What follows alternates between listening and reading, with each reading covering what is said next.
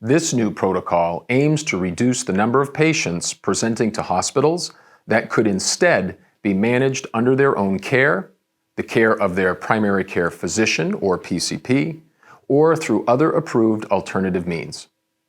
Successful adherence to this protocol will help reduce the spread of COVID-19, patient surges at medical facilities, unnecessary use of personal protective equipment or PPE, and COVID-19 exposure to first responders and healthcare workers.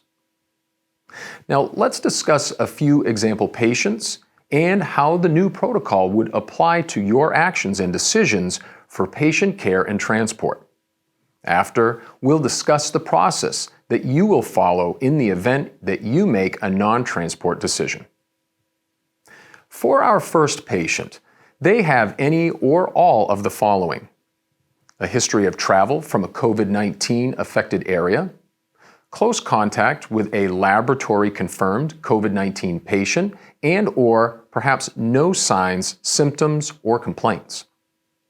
In the absence of other health factors, you should consider non-transport of this patient. Possible exposure is not a must-transport situation.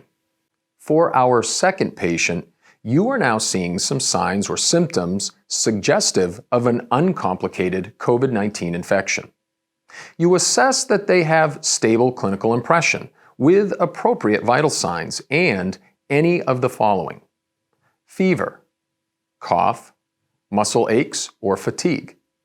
The protocol strongly suggests that in this situation, you still consider non-transport and recommend to the patient that they remain self-isolated and practice appropriate hygiene, social distancing procedures, and how to monitor for progressive or worsening conditions. For our last patient, they present with progressive COVID-19 symptoms and compromise.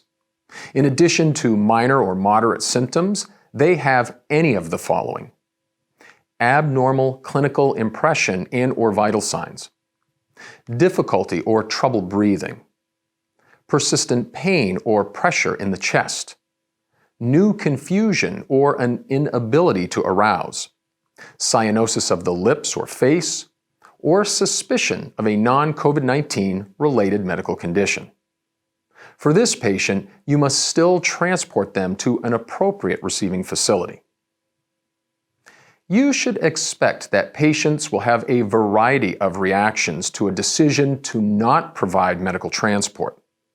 We'll finish by discussing the specifics of that non-transport procedure. At all times, safety is paramount.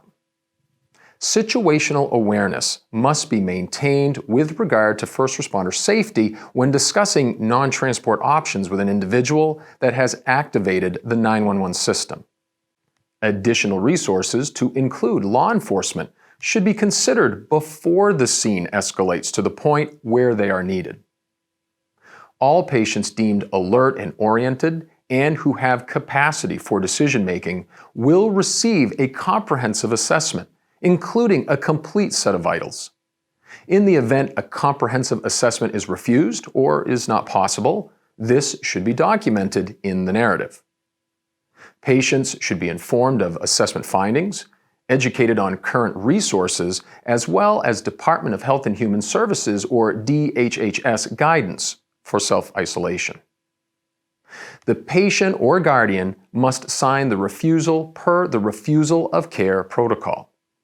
If a patient declines to sign the refusal form, write "Patient refused to sign" in the signature area. A witness signature should be obtained if possible, and a detailed explanation should be included in your narrative. Self-care guidelines and instructions should be attempted, and individuals and/or patients should be directed to the Centers for Disease Control and Prevention as well as the DHHS COVID-19 information pages. Finally, if there are any questions or concerns regarding non-transport, consider contacting medical direction for further guidance.